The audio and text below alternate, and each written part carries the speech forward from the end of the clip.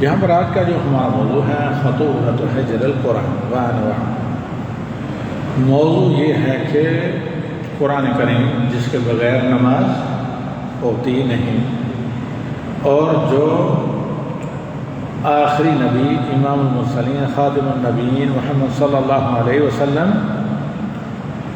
کا قیامت تک باقی رہنے والا معجزہ ہے، اس لیے قرآن کو المعجزہ الخالدہ کہا جاتا ہے، یعنی ایک ایسا میریکل جو پرماننٹ، ہر نبی کا معجزہ اس کی زندگی میں ختم ہو گیا، لیکن نبی صلی اللہ علیہ وسلم کو جو اللہ کی طرف سے عطا کیا ہوا سب سے بڑا معجزہ ہے اللہ تعالیٰ کا کلام، اللہ کے الفاظ، غیر مخلوق خالق کا کلام قرآن کریم۔ یہ کیا ہے؟ یہ معجزہ خالدہ ہے۔ قرآن کو چھوڑنا ہے، جس کا مطلب قرآن کو ترک کرنا، قرآن سے غفلت برتنا، قرآن سے تساہلی برتنا، اور قرآن کے سلسلے میں کیئرلیس ہونا، قرآن سے لاپرواہی برتنا، یہ بے شمار دینی، دنیاوی، اخروی، فائنینشل، اقتصادی، مالی، جسمانی، روحانی مصائب اور بیماریوں کا سبب بنتا ہے قرآن کریم کو چھوڑنا۔ آج کا ہمارا حقیقتاً ٹاپک یہ ہے کہ بھئی قرآن چھوڑنا کس کو کہا جاتا ہے۔ کبھی میں نے یہاں ہی بتایا تھا تفصیلاً کہ اللہ تعالیٰ نے قرآن کریم میں کہا ہے کیا؟ فَخَلَفَ مِن بَعْدِهِمْ خَلْفٌ، لام کے جزم کے ساتھ، فَخَلَفَ مِن بَعْدِهِمْ خَلْفٌ أَضَاعُوا الصَّلَاةَ وَاتَّبَعُوا الشَّهَوَاتِ فَسَوْفَ يَلْقَوْنَ غَيًّا۔ انبیاء جو اللہ کے نبی تھے، ان کے فالوورز، کمپنین، صحابہ رضوان اللہ علیہم، ان کے بعد جو زمانہ دور ہوتا گیا، تو جو زمانہ دور ہوتا گیا، لوگ دین سے دور ہوتے گئے، تو پھر خلف، نام کے جزم کے ساتھ، جس کو اردو میں ناخلف کہتے ہیں، نالائق لوگ بعد میں آئے۔ ان کے آبا و اجداد بہت اچھے تھے، وہ انبیاء اور صالحین کی نسل سے تھے، لیکن جب دین سے دور اور جہالت کے دلدل میں غرق ہوتے گئے تو 1000 1500 سال یا چند سو سال کے بعد وہ بالکل نالائق ہو گئے، ناخلف، اجڑ، ناہنجار، جاہل۔ اضاعوا الصلاۃ، نماز کو انہوں نے ضائع کیا۔ جب نماز ضائع ہونے لگی تو پھر وہ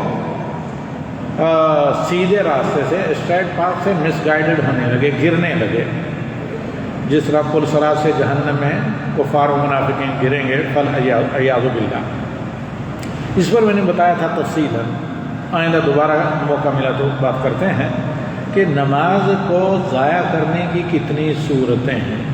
ایک تو نہ پڑھنا، یہ تو علی الاعلان نماز کو ضائع کرنا ہے، اور دوسری کئی صورتیں ہیں کہ آدمی پڑھے بھی نماز لیکن اس کے باوجود بھی نماز ضائع ہو، قبول نہ ہو یا صحیح نہ ہو، آدمی کے اوپر مار دی جائے۔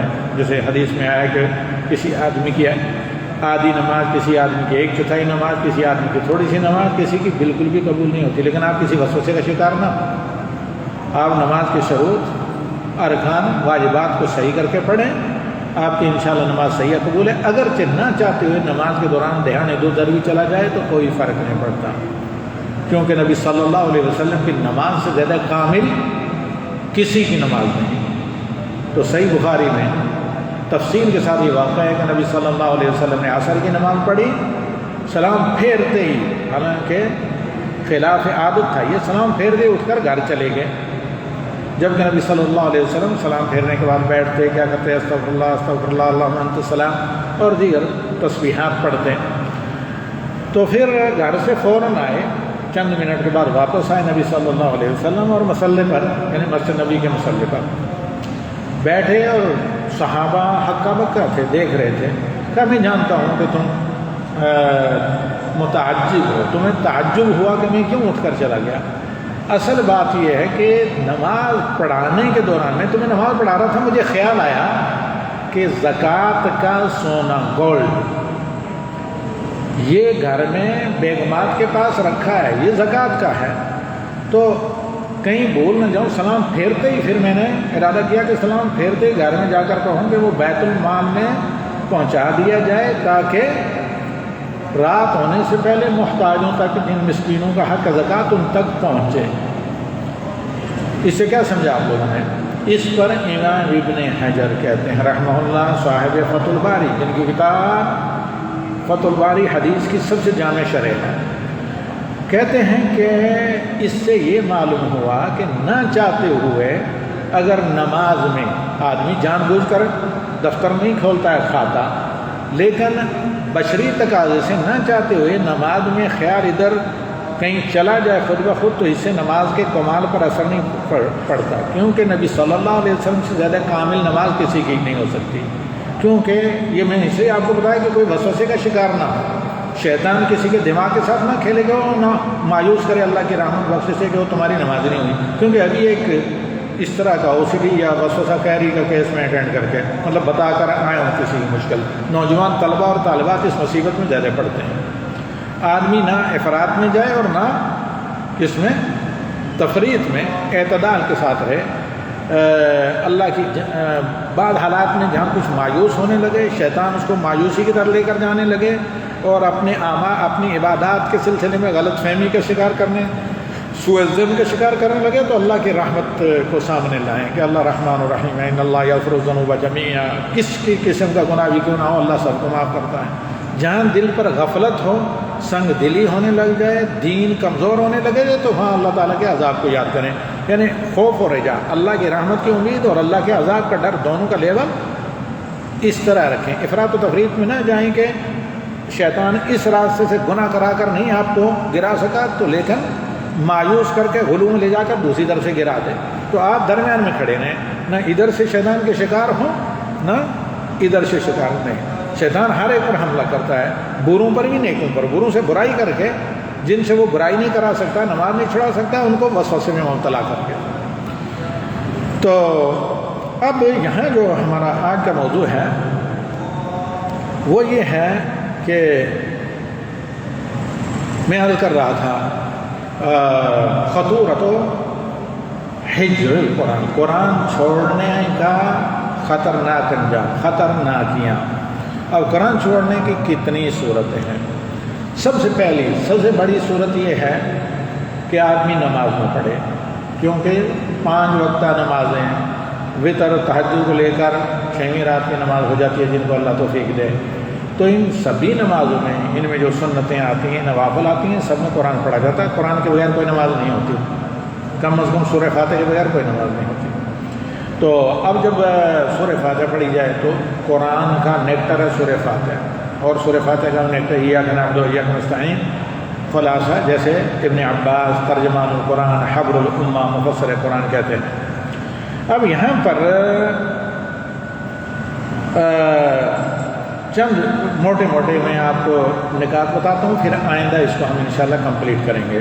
پہلی صورت یہ کہ آدمی کیا کرے کہ قرآن کی تلاوت ہی چھوڑ دے۔ سب سے پہلی صورت یہ جو میں نے کہا کہ نماز چھوڑ دیں، یہ بھی قرآن چھوڑنا ہے۔ دوسری صورت یہ ہے کہ آدمی کو قرآن پڑھنا نہیں آتا، فیسلٹی ہے، سیکھ سکتا ہے، قرآن پڑھنا نہ سیکھے، فری میں یہاں انتظام ہے، ہر جمعہ کے روز بلکہ ہر روز حافظ صاحب عشاء کے بعد پڑھاتے ہیں جن کو قرآن پڑھنا نہیں آتا، فری آف کاسٹ، اور ہر جمعہ کے دن ہمارے ساتھ ہی سٹوڈنٹ فضل صاحب پڑھاتے تھے، جمعہ کے دن عصر کی نماز سے لے کر مغرب تک فری میں، تو آپ قرآن پڑھنے کے لیے آ سکتے ہیں۔ پھر وہاں اس نے آپ کو ہلکا پھلکا کھانا بھی دیا جاتا ہے ہر جمعہ کو 4 بجے کے، بلکہ عصر کی نماز کے بعد سے اوپر آئیے 3ری منزل میں۔ تو پہلی صورت یہ ہے کہ قرآن پڑھنا آئے نہ اور پھر نہ سیکھیں، پھر ایسے سمجھیں کہ ایسے آدمی کی خیریت رہیں، کیونکہ صحیح بخاری اور مسلم میں حضرت عثمان و علی رضی اللہ تعالیٰ عنہ دونوں خلیفہ راشد ہیں، روایت کرتے ہیں کہ رسول صلی اللہ علیہ وسلم نے فرمایا، جی کیا؟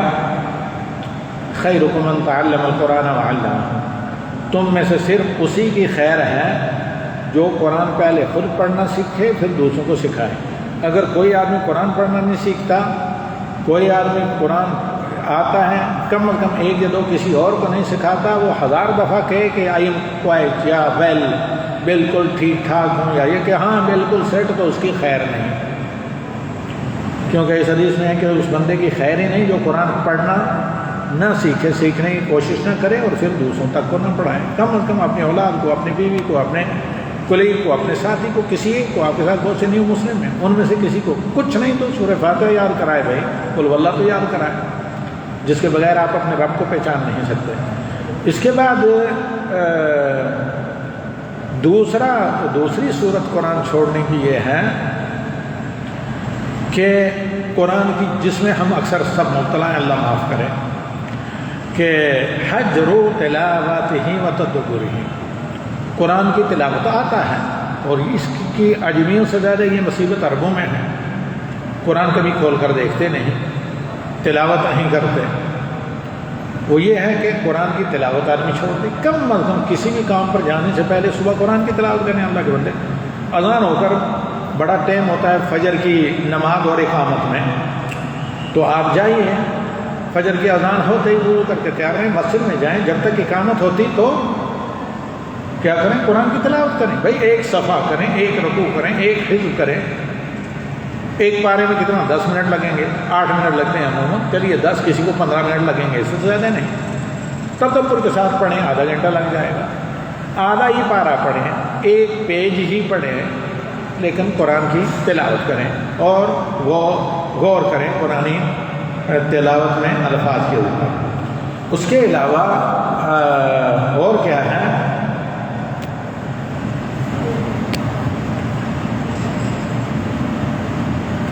نمبر 3، قرآن پڑھنا لیکن معنی پر غور نہ کرنا۔ کم از کم اللہ کے بندوں، ریال کمانے کے لیے آپ کو عربی معافی فی فا فی انا جدی انت تجی، یہ تو عربی اتنی سیکھ لیتے ہیں کیونکہ دنیا میں چند دن رہنے کے لیے کچھ معاوضہ آپ کو لینا پڑتا ہے آجر سے اجیر کو۔ کیوں نہیں کوشش کرتے کہ قرآنی اتنی عربی سیکھ لیں کہ اللہ کے کلام کو، اللہ کے الفاظ کو سمجھ سکیں؟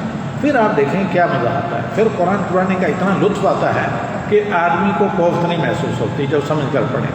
پھر ایسے لگتا ہے جیسے اللہ کی باتیں بندہ سن رہا، جس طرح نماز میں اللہ سے سرگوشی کرتا ہے بندہ، اللہ سے بات کرتا ہے، اسی طرح قرآن تلاوت کرتے ہوئے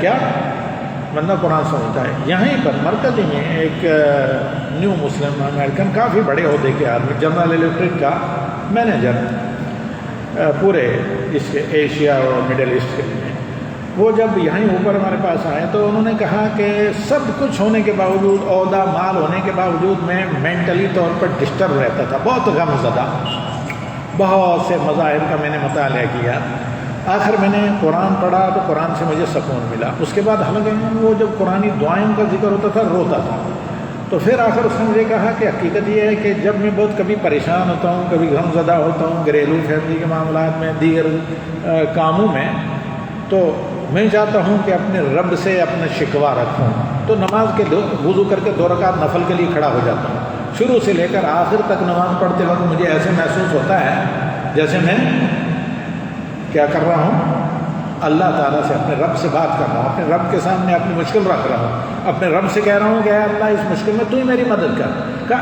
سلام پھیرتا ہوں، کچھ آنسو سجدے میں آتے ہیں، لیکن ریلیکس ہو کر، مینٹلی طور پر، فزیکلی طور پر، ہر اعتبار سے، روحانی طور پر میں بالکل ریلیکس ہو کر اٹھتا ہوں اور اپنے کام پر لگ جاتا ہوں، گویا کہ کوئی غم تھا ہی نہیں، اور یہ حقیقت ہے۔ پھر اسی نے صالح، جو بعد میں نام تھا، پرانا نام، بڑا ٹیڑھا میڑھا ان کا کیا تھا، تو پھر کہا کہ ایک اور چیز ہے،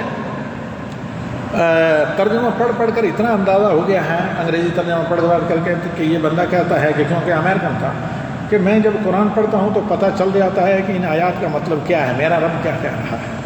تو اب اس میں یہ کہا کہ میں قرآن کی تلاوت سکون کے ساتھ شروع کر دیتا ہوں، لگتا ہے کہ میں یا سنتا ہوں قرآن کے، گویا کہ اللہ کا کلام، اللہ کی باتیں سن رہا ہوں۔ پھر کچھ آنسو بہتے ہیں تو میرا پورا جسم ریلیکس ہو جاتا ہے، آنکھیں ٹھنڈی ہو جاتی ہیں، دل کو سکون مل جاتا ہے۔ تو یہ ہے کہ قرآن کے معانی وغیرہ کو سمجھے نا آدمی، یہ بھی قرآن کے حجر کے چھوڑنے کے زمرے میں آتا ہے۔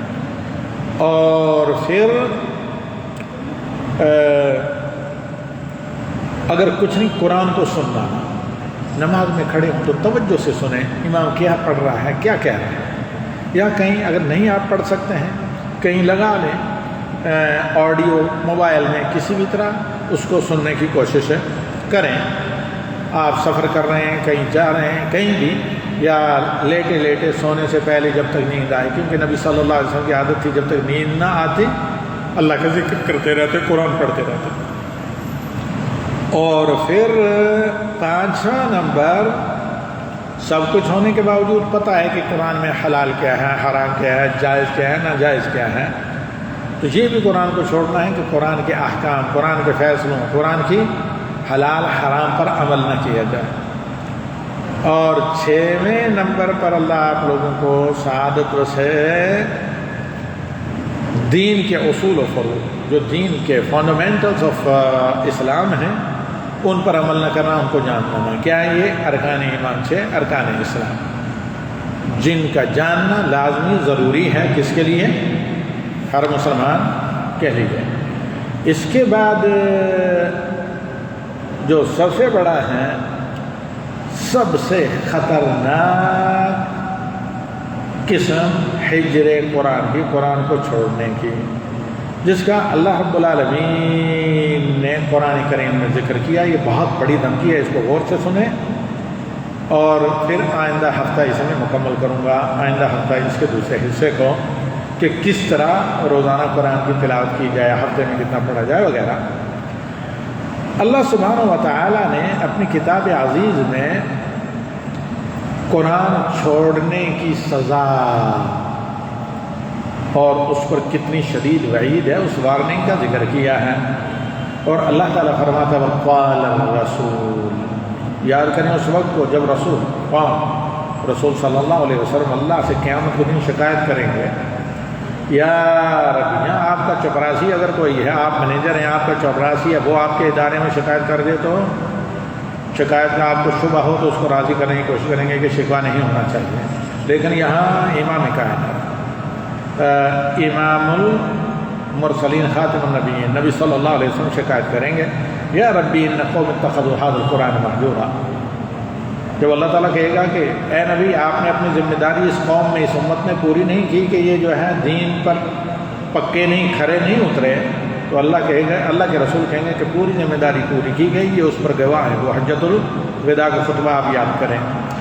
وقال الرسول یا ربی ان قوم اتخذوا ھذا القرآن مہجورا.